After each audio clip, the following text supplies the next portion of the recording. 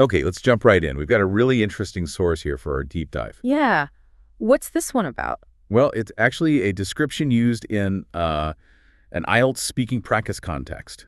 It's about someone pretty remarkable in the medical field. Ah, okay. IELTS practice material. That's interesting. So it's designed to be a good example of describing someone. Exactly.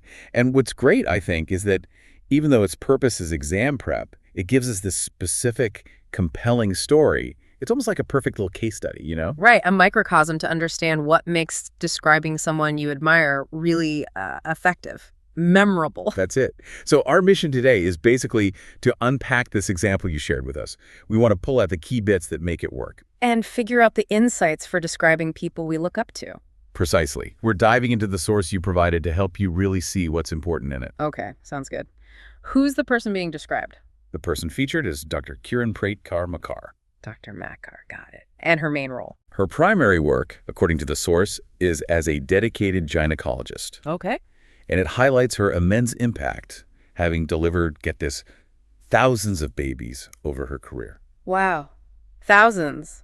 Just think about the sheer number of lives she's touched directly through that work alone. That's incredible. It really is. But here's where it gets even more interesting, I think. The source points out she isn't just focused on medicine. Oh. What else? It says she's also the author of 9 best-selling IELTS preparation books. 9? Seriously? While practicing as a gynecologist? Yeah. And it mentions her husband is a surgeon too, so there's this sort of family impact in medicine, but her own dual professional life.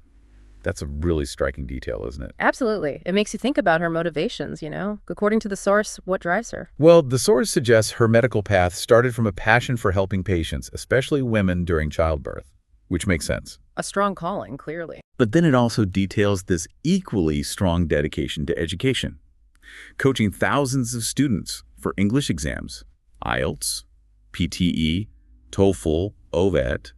The source mentions them. So it's not just like 2 separate jobs. It seems like 2 powerful ways of helping people. Exactly. Fueled by maybe a passion for healing in one sense, maybe a passion for empowering through knowledge and communication in the other. That's a fascinating combination. Healing bodies and unlocking potential through language. And the source also talks about her character, her traits. Like what?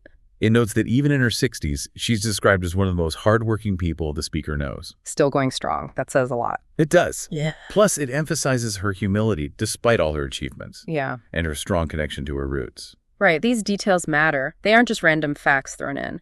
Highlighting hard work, humility, being rooted. It paints a picture of someone, well, grounded. Dedicated. Dedicated, focused on service rather than maybe self-importance. It helps explain why she's admirable beyond just the list of accomplishments. So it's that mix, the intense professional skill and the admirable character. That's what makes the description so compelling, I think, that duality. Okay, so if we look at how the source describes Dr. Makkar, this focus on her dual passion, the specific impact, these key traits, what does this teach you, the listener, about describing someone effectively? Well, like the source shows, and it's often true for good descriptions, right? It's about more than just stating a job title. Definitely. It really tests skills like identifying genuine motivations, showing impact through specific actions like the thousands of babies detail. Yeah, that sticks with you. And conveying character traits in a way that feels like sincere admiration. It makes you ask, what specific details actually bring a person's story to life? Not just facts, but illustrative details. Exactly. So this example shows the power of weaving together what someone does, the actions like delivering babies, writing books with why they do it, that passion for helping. And who they are. Hardworking, humble. Right. It's these connected pieces that build that picture of significance and make the person seem admirable in your mind as you're listening or reading. And the source, since it is for exam practice, kind of gives practical advice implicitly. It suggests practicing describing real people you actually know. Makes sense. Use real life. Focus on their work, sure, but maybe more importantly, think about their motivations. What drives them? What specific positive things do they do? And what personality traits do you genuinely admire? And use concrete examples, right? Yeah. From their actual lives to back it up. Precisely. Illustrate the points. So wrapping up, by taking this one source you shared, this example of Dr. Makkar, and really looking closely, we can see those essential ingredients for a powerful description. Yeah. Illustrating passion, demonstrating impact through real actions, and highlighting those key character traits. It all comes together. And maybe a final thought, connecting this bigger picture back to you. Think about the people you personally look up to. In your own life. Yeah. What specific qualities or actions make them stand out as admirable to you?